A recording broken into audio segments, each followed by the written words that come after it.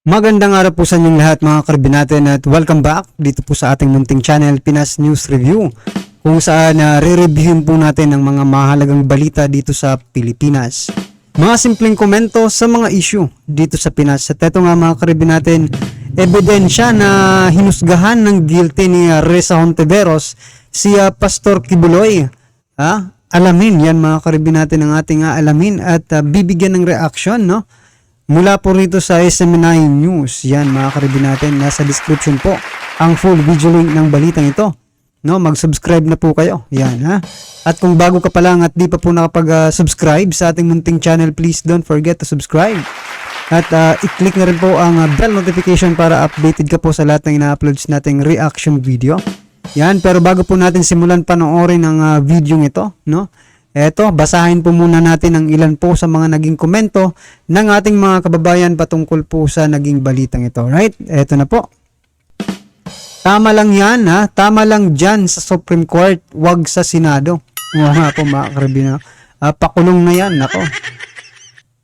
Senate is not the right for this case. Yan. Hontiveros, dalhin mo sa Supreme Court para patas ang laban. Hinusgahan mo na agad eh. Yan ang habang sinasabi natin eh. Pag dyan po sa Senado, mga karibin natin, nagmumukha pong mga hukom ang ating mga senador, di ba? Maging sino po ang kanilang nililitis dyan, ang kanilang iniimbestigahan dyan, mukha na po silang hukom, no? Which is na in aid of legislation naman po ang kanilang ginagawa, pero ang kanila pong mga action, no, yung mga ginagawa nila ay parang hukom na talaga sila, no? O sa dami ba naman ng nanonood sa Senado tuwing may investigasyon, paniwalang paniwala na ang taong bayan. Buti na lang po at meron pong mga social media platforms, mga karibin natin, na no, nagbibigay po ng mga tamang impormasyon, yun, ha? Merece file a case against Risa Hontiveros. So nga po, dapat si virus ang imbestigahan sa PhilHealth. Nako. Tama po yan, mga karibin natin. Kasi yan rin po ang isa sa mga kinokomento ng ating mga kababayan, yung PhilHealth na yan, di ba? Kasi yan, apektado talaga buong Pilipinas, di ba? Sino bang hindi apektado? Sigurado naman tayo sa bawat isang pamilya ngayon sa ating pamilya, no? Meron pong naguhulog ng PhilHealth. Di ba? People power na. Nako po. Eto na. Namimersonal na po kasi si Risa Hontiveros. Bakit di niya kayang imbestigahan ang nakawan sa kaban ng bayan tulad ng PhilHealth? No, yan. Pag Risa Hontiveros po talaga ang tinatopic, PhilHealth po talaga ang lumalabas. No? Pag si Senator Raffy Tulfo naman po ang topic, PCS naman ang lumalabas. Yan, ha? Oo, totoo po yan. Ako, Supreme Court Justice na pala si Hontiveros ngayon. Palakpakan po natin si Hontiveros, mga karibin natin, ha? People power na tayo para matodas na tong mga demonyo na to. Kaya mga karibin natin, yan lang po ang ilan sa mga naging komento ng ating mga kababayan. Ito po, panoorin po natin ang kabuuan ng balitang ito para mas lalo po nating maintindihan at malaman kung bakit po ganun ang kanilang mga komento. Ito na po. May patunay ang kampo ni Pastor Apollo C. Kibuloy ng pagiging bias ni Senator Risa Hontiveros. Si MJ Mondihar magbabalita live. MJ, good morning. Mga partner, magandang umaga. Ang ebidensya na ipresenta ng kampo ni Pastor Apollo ay galing mismo sa mga salita ni Senator Hontiveros. Yari ka ngayon. Dumulog na kamakailan ang kampo ni Pastor Apollo C. Kibuloy sa Supreme Court para iprotesta ang contempt order ng Senado laban dito. Ayon sa kampo, walang rason para sumipot sa hearing ng Senado si Pastor Apollo dahil sa mga mapatirang pahayag ng mga faith witnesses ni Senadora Risa Hontiveros. So yan mga karibin natin, kinaklaro lang po natin, ha. Hindi po attend si Pastor Apollo Kibuloy dyan sa Senado. Dahil nga po dyan sa mga di ba, mga witness ni Senator Risa Hontiveros na mga nakatakip, no, ang mukha at mga alias lang ang ginagamit. Nako. Malinaw kasi mula sa mga salita ni Ontiveros sa kanyang Senate Resolution number 884 na hinusgahan nitong guilty ang butihing pastor. Walang pasubali partners na nakasaad sa resolusyon na may krimen daw na mga ginawa si Pastor Apollo dito sa Pilipinas at ang mga krimen ay nangyayari at ginagawa sa kasalukuyan. Paliwanag naman ni Attorney Elvis Balayan, isa sa legal counsel ni Pastor Apollo, hindi nangiinsulto ang kanyang kliyente sa pagliban nito sa mga patawag ng Senado. Dahil kung lilito ito sa mga hearing, tiyak, ipahihiya lamang doon ang butihing pastor. Baga po sa boxing, ba't ka pa sa lalaban sa boxing, nakatali yung dalawang mong kamay, tapos alam mo naman yung referee, yung mga judges, sinabi na matatalo ka, round 1 pa lang.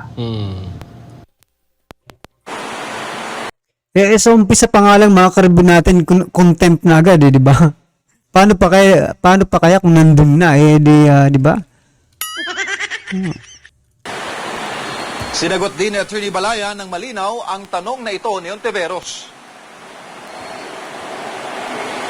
Palaging sinasabi po ni Senator Ontiveros na may mga senador, matataas ang presidente, mga officers ng church na nagpupunta sa Senate Committee pag sila'y sinasarpina. Mahirap po nating ipantay yung mga pangyayari na nagpunta ron yung mga matataas ang kalagayan sa ating lipunan na nagpunta raw sa Senado dahil ginagalang daw nila. Iba po kasi ang sitwasyon noon at iba naman po ang sitwasyon ni Pastor. Si Pastor po ay talagang hinusgahan na. Sa tingin niyo po ba kung ating hinusgahan yung mga bishop na sila ay karnaper, na sila may ginawang kalokohan sa gobyerno, yung mga pumunta po ron na mga general, sinabi natin Ang problema nga po mga karibin natin, investigasyon pa lang, hinusgahan na agad, hinukuman na agad ni Ontiveros si Pastor Apollo Kibuloy. Paano pa a-attend si Pastor, di ba? Kung may judgment na sa kanya.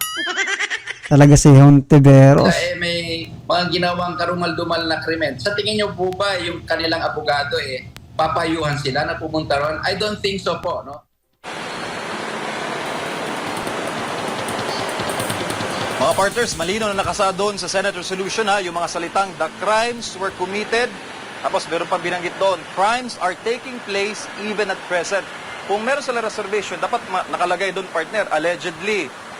Sinasabi, di umano, kung meron pa silang impartiality sa mga kaso nga na mga bintang na ipinupukol ngayon kay Pastor Apollo. Di Attorney Balayan, usurpation of authority ang ginagawa ng Ontiveros dahil trabaho ng judiciary na dinggin kung may mga kaso man na nakasampa laban sa butihing pastor. Anya, may limitasyon ang contempt powers ng Kongreso at dapat igalang ang karapatan ng mga resource persons. Attorney Harry, di ba, pag nag-i-invite ka ng bisita sa bahay, talagang inaayos mo, hindi mo sinisiraan para yung bisita ay pumunta. Iba yung ginagawa nila ngayon sa mataas na kapulungan sa huli.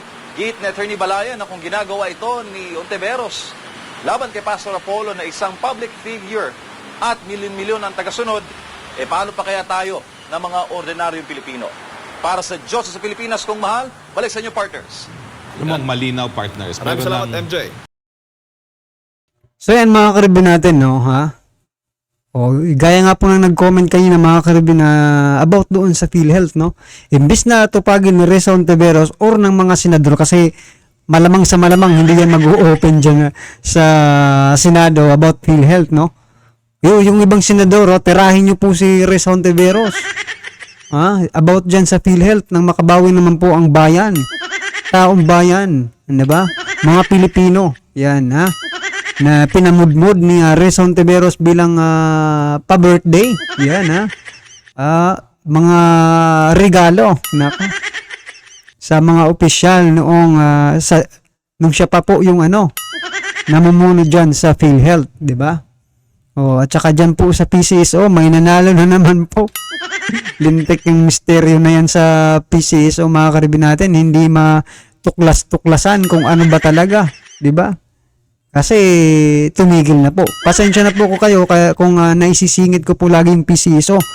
Kasi nanggigigil po ako dyan mga karibin natin. Kasi, halatang halata na po na meron talagang misteryong nangyayari pero wala na po yung investigasyon, di ba?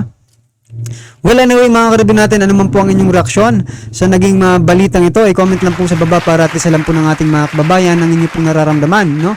Patungkol po sa balitang ito, right? Kung bago ka pa lang at di pa po nakapag-subscribe sa ating munting channel, please don't forget to subscribe. At i-click na rin po ang bell notification para updated ka po sa lahat ng ina-uploads nating reaction video. Yan, maraming salamat po.